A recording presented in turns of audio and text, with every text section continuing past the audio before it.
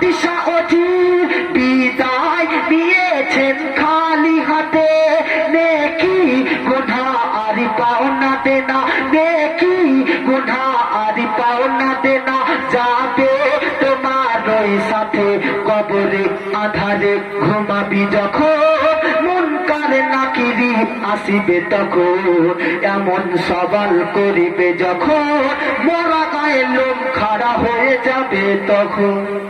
জোরে বলেন আহাসন ওরে মন এ জীবন কতক্ষণ, কিছুক্ষণ পরে তোর কাফন দাফন, মালাকুল মউত হাজির হবে যখন, দেখো চেকে রোহ ওরে যাবে রে তখন। আহাসন শোন, জোরে বলেন মৃত্যু সবার কাছে আসবে, এই জিনিসটা ক্লিয়ার হলো তো? জোরে বলেন মৃত্যুটা কি? মৃত্যু এটা কি তো মনে রাখবেন, মৃত্যু মানেটা যে পুরোপুরি ধ্বংস হয়ে যায় এমনটা নয়। মৃত্যু মানে হচ্ছে শরীর থেকে আত্মাটা রূহটা আলাদা হয়ে যাওয়ার নাম হচ্ছে মৃত্যু। জোরে বলুন সুবহানাল্লাহ। প্রতিটি রূহ হচ্ছে দুই প্রকার। কত প্রকার? একটা হচ্ছে রুহে সুলতানি আর একটা হচ্ছে রুহে ইনসানি। মানুষ যখন ঘুমায়, যখন তন্দ্র ছন্ন অবস্থায় থাকে, নিদ্রা কালে থাকে, তখন যে রুহটা বার হয় ওই রুহটাকে বলা হয় রুহে সুলতানি। কিন্তু যখন কেউ মারা যায়, যে রুহটা বার হয় ওই রুহটার নাম হচ্ছে রুহে ইনসানি। দেখবেন আপনি ঘুমিয়ে আছেন তো স্বপ্নের মধ্যে দেখতেছেন আমি ইরাকের মধ্যে বসবাস করতেছি। আপনি ঘুমিয়ে আছেন দেখবেন যে মুআজ্জাজ সামনে গ্রাম নদীতে সাঁতার কাটতেছি। কেন? আপনার যে রুহে সুলতানি গিয়ে মুআজ্জাজ ভ্রমণ করতেছে। এই জন্য মুআজ্জাজ কোন ঘুমন্ত ব্যক্তি যদি ঘুমিয়ে থাকে তো কোন ব্যক্তি হঠাৎ তাড়াহুড়ো করেছে ধমক দিয়ে তুলাবেন না, না। ঘুম থেকে তোলাবার একটা ইসলামিক পদ্ধতি নিয়ম আছে। প্রথমে মুআজ্জাজ তার পায়ে হাত দিবেন, হালকা করে মাথায় হাত দিবেন, টাচ করবেন।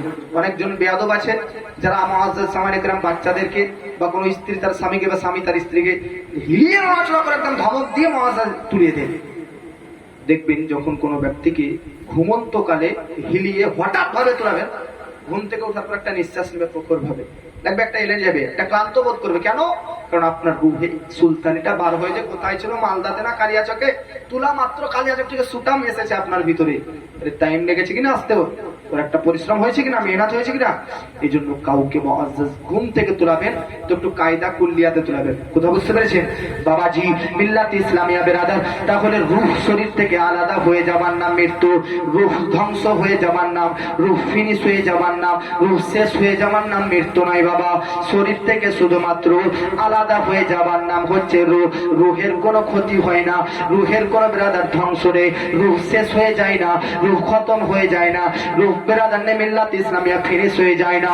যে যেমন ব্যক্তি, সেই ব্যক্তির শরীর থেকে রূহটা বার হবার পর সেই সমস্ত জায়গায় থাকে।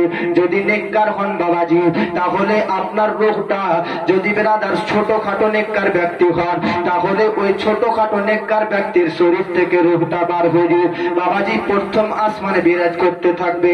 যদি আরো একটু নেককার ব্যক্তি হন, তাহলে আপনার রূহটা বার হয়ে সপ্তম আসমানের মধ্যে বাস করতে থাকবে। যদি আরো একটু বেশি